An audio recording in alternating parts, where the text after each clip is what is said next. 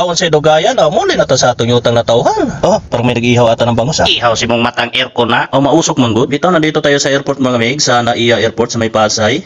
Balik gabi pa lang, nandito na ako. Pero ang flight ko mga migs, bukas pa ng umaga. Alas 5, hadlok man itong mabiyahan sa aeroplano. Isayo, dire, gabi pa lang, nandito na ako mga migs.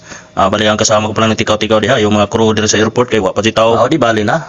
Okay ra dire nga kuan. Safety man dito mga migs, pag magpa-overnight. Ayun, patulog-tulog mabiyahan ka sa aeroplano, madug mo balik pa na kadin na. Bisan pamulugsot imong kugmo ginila ka, di na sa tumubaan. Pag medyo magtipid-tipid ka mga migs, may 7-Eleven dito sa loob ng airport na iya. Pakita sa nila nagparking ato mga kabayaan nila tugma, mo dito sakyan zero pa do tugbuhon. Ato nang pantay na basig mo lupa nagpakalit ba? Lupat si mong mata. Ito na mga migs, yung 3-in-1.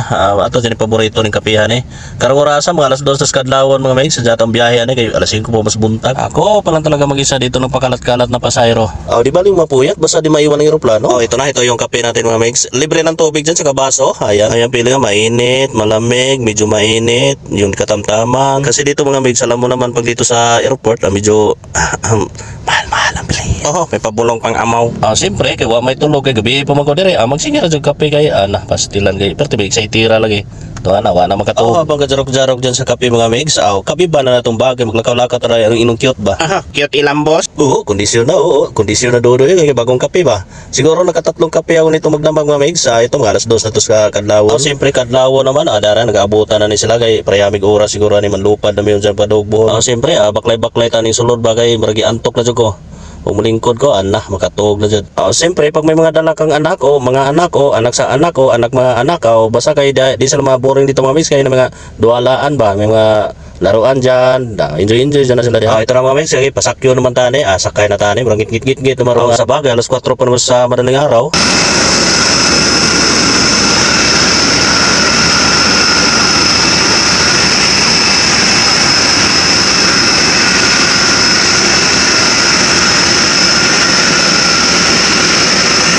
Siyempre nandito na tayo sa loob mga migs. Ayan yung mga parang gabon niya mga migs. Yung may usok, aircon niya mga migs. Aircon sa aeroplano, kusog kayo aircon ba? Sabi ganun kung may nag-ihaw ng bangos. Atik-atik lang nag-ihaw bangos, nagigutom na to cast. Saba. Padayon na itong pagkita sa tuwaling kuranan. Ambot bakitan po ba ni ngawa naman di man klaro na kusog mag-aso lagi. Puot mag-agi.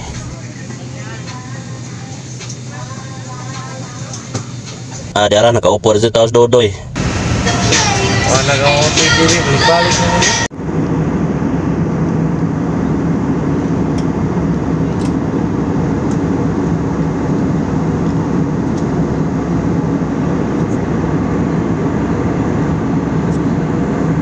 Siyempre, abot man tayo dito sa Dao, magbinisaya na dyan ta.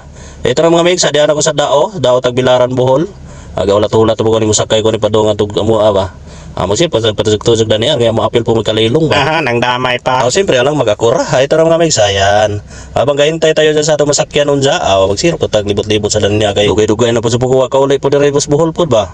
Solito pa na ito, kaya nagbag-on ko pag dao po.